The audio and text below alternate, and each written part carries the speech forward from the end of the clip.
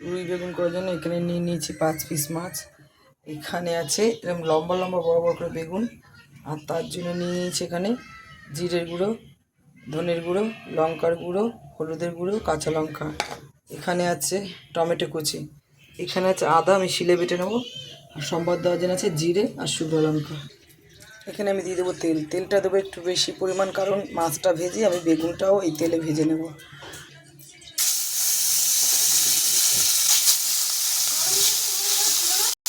Piece মাছ আমি একবারে দিয়ে দিই।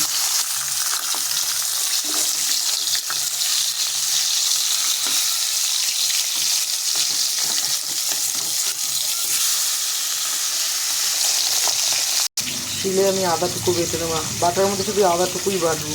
মাছ ভাজা তোলা হয়ে গেছে, এবার এর মধ্যে দিয়ে দেবো বেগুন একে একে। বেগুনগুলো আমি একটু ভালো করে ভেজে নেবো।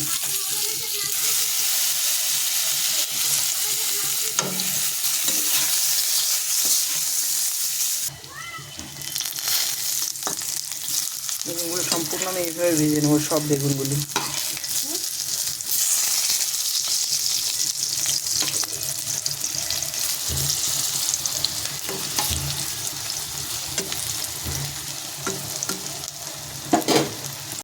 সম্পূর্ণ বেগুনগুলি ভেজে তুলে নিয়েছি।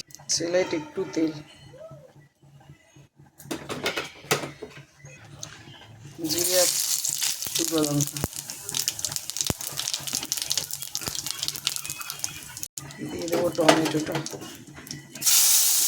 ভালো করে জিরেটা ভালো করে ভেজে নিতে হবে।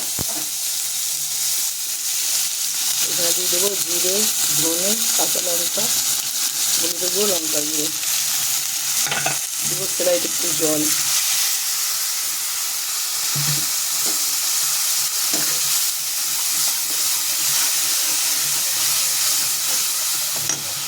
দিয়ে দেবো আদা বাটাটা একদম অল্প।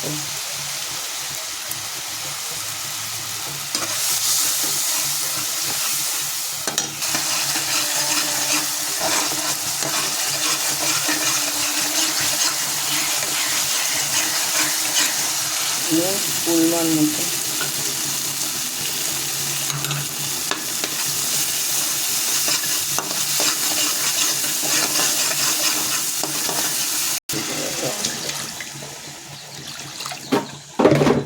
জল দিয়ে দিলাম। বেগুনগুলি দিয়ে দেবো এভাবে, সব বেগুনগুলি এখনই দিয়ে দেবো।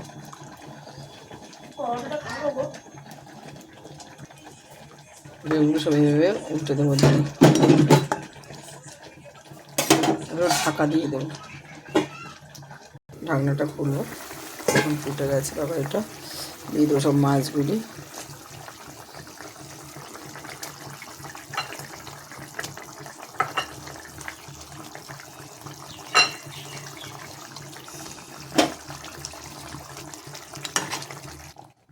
ধনে পাতা,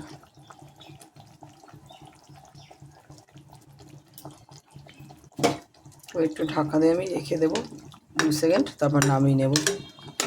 হয়ে গেছে আমার মাছের ঝোল। যেহেতু মাছটা দিলাম, ধনে পাতা দিলাম, একটু 2 মিনিট আমি ঢাকা দিয়ে রেখে দেবো। হয়ে গেছে, নামিয়ে নেব।